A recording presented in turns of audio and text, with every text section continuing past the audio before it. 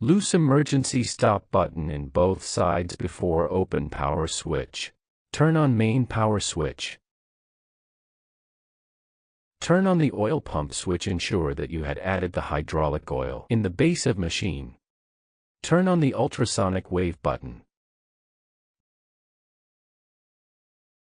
Turn on the 4 bottom heaters switches.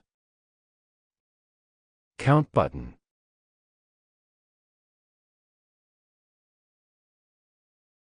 Folding temperature controller switch. Control the temperature of folding heater. Preheater temperature controller for the middle 2 bottom heaters. The knurling temperature controller switch for the knurling heater. Turn on the counter switch to open the counter.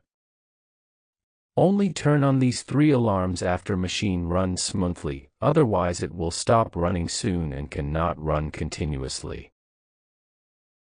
Machine jog button for testing machine running. Machine jog reverse button for debugging running.